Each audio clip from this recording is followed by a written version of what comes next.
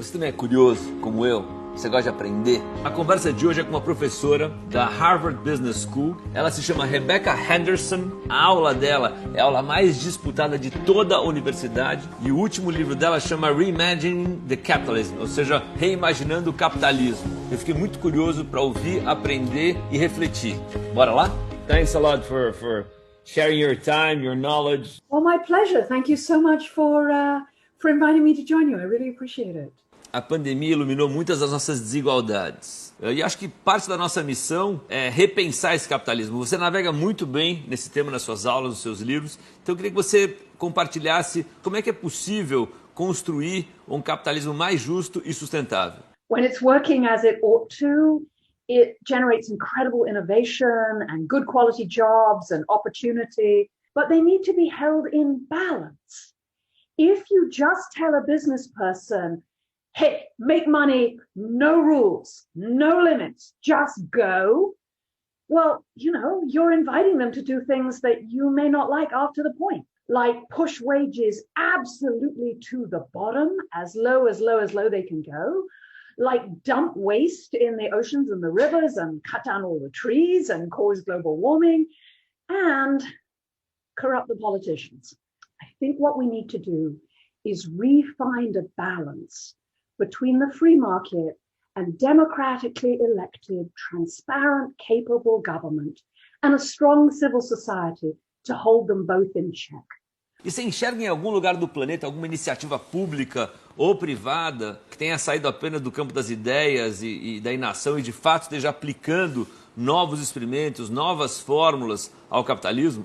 This is very real. A friend once interviewed me about my book and said, Rebecca, your book shouldn't be called Reimagining Capitalism. It should be called, could we please go back to the capitalism of the 1950s, only without the misogyny and the racism? We see much closer cooperation between business and government. In Germany, we see, and in Denmark, much higher levels of investment in training and education for ordinary people, not just the people who were born to the right parents. I'm not saying any of these societies are perfect. The US in the 50s had, huge problems as far as racism and misogyny goes. But we can build a capitalism that works for everyone. It has happened before. There are places on the planet it's happening now. We can do it again. Acho que algumas das personalidades mais admiradas das últimas décadas foram empreendedores capazes de construir empresas bilionárias com criações que impactaram no cotidiano de todos nós, né? Steve Jobs, ou Bill Gates, ou Elon Musk, mais recentemente. A meu ver, as cabeças mais admiradas nas próximas décadas vão ter um perfil diferente. Vão ser aqueles que consigam repensar o capitalismo, endereçar definitivamente as nossas desigualdades, equalizar a pobreza extrema, ou seja, solucionar além das palavras disfunções das sociedades a nível global, né? Então, como é que você enxerga esse ponto? Luciano, I think you are exactly right. That our idea of what it means to be a leader is going to change significantly. We're still going to admire people who build great companies and create jobs. But I think we're going to look at people like the CEO of Chobani, the yogurt company. He is amazing. He built a fantastic company. The yogurt tastes great. But he said, I'm an immigrant. I'm going to make sure that people who are struggling have jobs, have given decent wages, have the opportunity for promotion, can be full citizens of our society.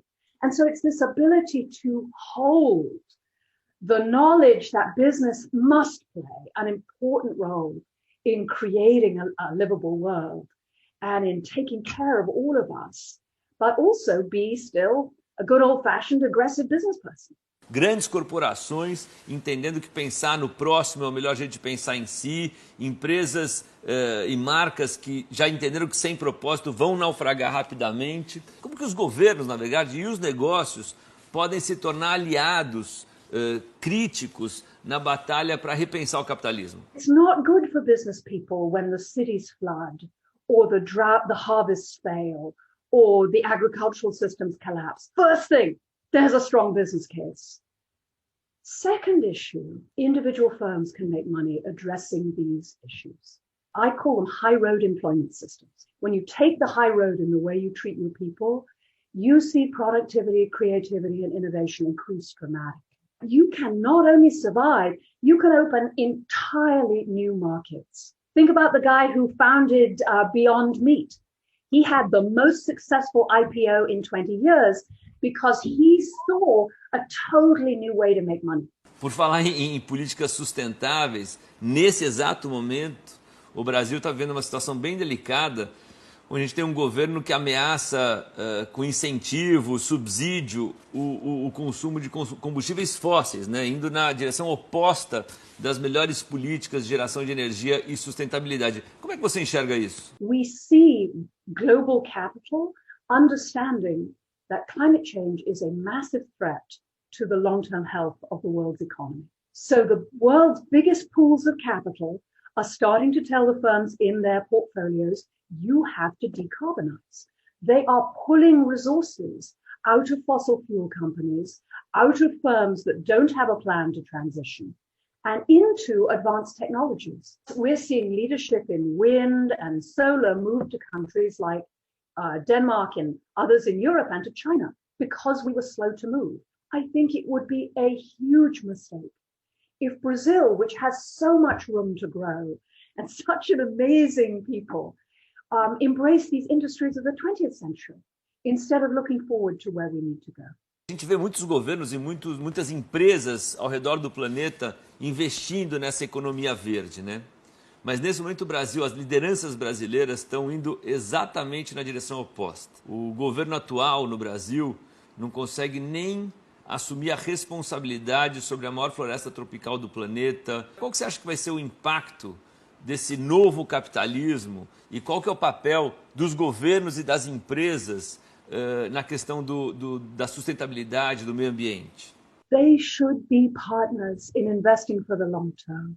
I hesitate to talk about Brazil, Luciano, because I'm not Brazilian. But the cooperation that was achieved under the prior administration between business and government in preserving the Amazon is one of the greatest examples worldwide. The meat packers and the buyers of soy working together with farmers on the ground to build a solution that worked for everyone, that the government helped enforce. That was, to my mind, one of the best examples we've seen. Como é que você enxerga hoje as métricas modernas de aferição de riqueza e desenvolvimento, que basicamente é o PIB, né, o Produto Interno Bruto? The concept of GDP was invented nearly 100 years ago. In its time, it made sense, right? You can increase GDP by cutting down every tree in the country. GDP will be great this year, but you've destroyed your long-term assets. Today, it does not make sense as a measure. We have to balance it with measures of equality, with measures of social well-being, with measures of environmental well-being. Something much more balanced. No seu trabalho mais recente, você lança o desafio de como oferecer um novo enquadramento intelectual, vamos chamar assim, e um caminho plausível para um capitalismo que perdeu o compromisso com a liberdade e a prosperidade em busca do lucro, né? da obstinada busca por maximizar o valor do acionista. Você pode falar um pouquinho sobre isso? If capitalism has collapsed to something that makes only the very few rich and gives opportunity only to the very few, it has lost its moral legitimacy, it is losing its political support, and it's really bad for the long term for the people with the money. The data on this is very clear.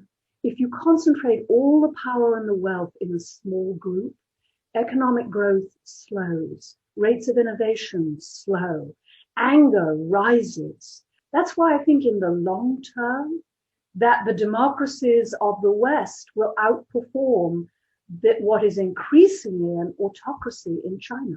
So I think in countries like Brazil, and I will talk more about the US, which I know better, we should be doing all we can to include everyone in the mainstream of economic life.